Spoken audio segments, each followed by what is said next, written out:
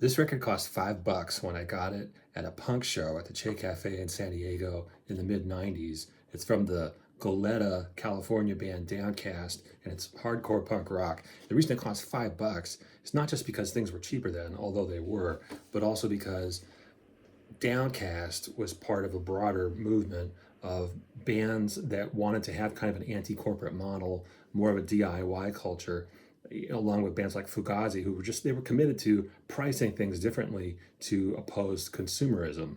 And to me, that whole environment of DIY culture and kind of anti-corporate thinking was really interesting. This record kind of blew my mind, not so much because of the music, but because the lyrics were so politically complex and challenging for a young person to read, and because in the liner notes there's like a whole essay that goes along with every single song. So it's not really a record so much as it is like a book of political theory wrapped around a record. It was, for my young brain, super eye-opening.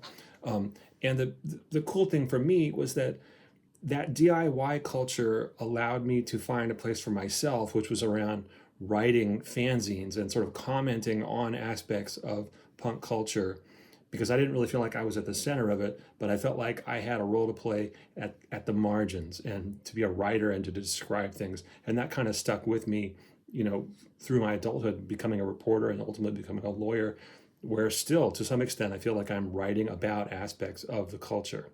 But I sort of wondered, looking back on that world of punk rock stuff and DIY, like what it all amounts to.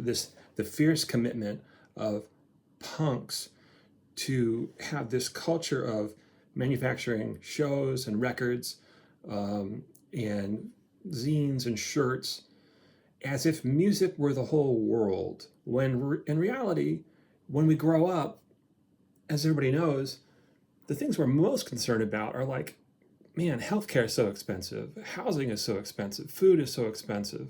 I don't want to go to jail. I don't want the police to mess with me. And I need to take care of my parents or take care of my children. Those are like the big things of life, right? And music, as powerful as it is, doesn't necessarily speak to that. And so in some ways, all this focus on creating the aspects of that culture feels like it's a lot of work in a very narrow little cul-de-sac. And all I can say is that for me, having gotten that permission, if you want to call it that, at a young age to write about stuff and to find my place in that culture, proved to be very powerful in the sense that it illustrated to me that I didn't need somebody else's say-so to go ahead and speak to the way I saw the world. And that continues to be a powerful thing for me today in law, because I don't feel like I'm at the center of a movement or something like that. I'm not a movement person particularly. And in fact, I'm a little bit contrarian, even within the small world of civil rights and criminal defense that I practice in. I don't feel like I belong to some camp so much, but I believe strongly that I can put my hands on the levers of the law just as well as anybody else can. Any other lawyer wants to do it, fine, but I can do it too. As the rapper Nas said back around the same time at Downcast, the world is yours. Whose world is this? The world is yours. Oh, the punk rock told me the world is mine. The world is mine too. And on behalf of my clients, the world is theirs too. And so that actually is a powerful message. It resonates not just in the world of music, but out into the rest of life as we, try to wrestle with all these impossibly complicated systems, whether it's healthcare or the criminal justice system or civil law. Just the belief that, like, you know what, the world is mine. These levers, this steering wheel is mine to turn. And I, damn it, am going to do it too.